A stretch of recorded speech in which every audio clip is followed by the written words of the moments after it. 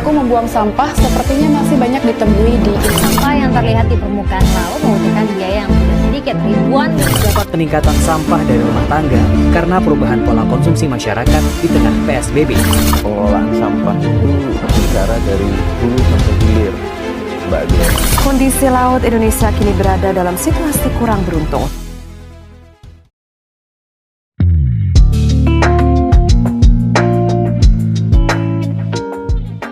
Permasalahan sampah di Indonesia seolah belum pernah terlihat ujungnya.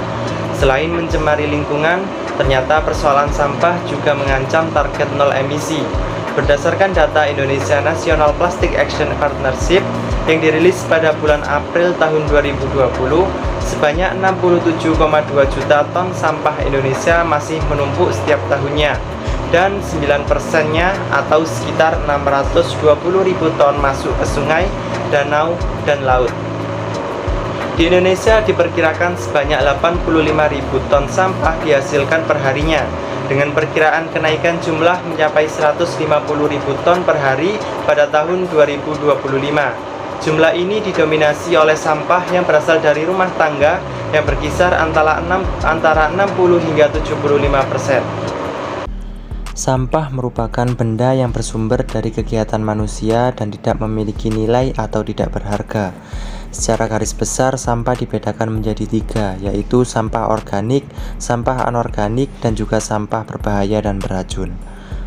Permasalahan sampah di Indonesia dapat dilihat dengan semakin banyaknya limbah sampah yang dihasilkan masyarakat setiap harinya. Di samping itu juga masih terdapat banyak kekurangan tempat sebagai pembuangan sampah. Hal tersebut menjadi sumber polusi dan pencemaran tanah, air maupun udara, sehingga menimbulkan dampak bagi kesehatan manusia. Produksi bersih atau clean production dapat diterapkan sebagai solusi permasalahan sampah yang ada. Clean production merupakan salah satu pendekatan untuk merancang ulang industri yang bertujuan untuk mencari cara mengurangi produk samping yang berbahaya, serta menciptakan produk atau daur ulang limbah yang aman dalam siklus ekologis. Prinsip produk bersih adalah prinsip yang juga bisa diterapkan dalam keseharian, misalnya dengan menerapkan prinsip 4R. Yang pertama, reduce atau mengurangi, yaitu sebisa mungkin lakukan minimalisasi barang yang kita pergunakan. Semakin banyak kita menggunakan barang, semakin banyak sampah yang dihasilkan. Kedua, reuse atau memakai kembali, yaitu sebisa mungkin pilihlah barang yang bisa dipakai kembali. Hindari pemakaian barang yang disposable atau sekali pakai. Hal ini dapat memperpanjang waktu pemakaian barang sebelum ia menjadi sampah. Yang ketiga, recycle atau mendaur ulang, yaitu sebisa mungkin barang-barang yang tidak berguna untuk dipilah kemudian dimanfaatkan lagi.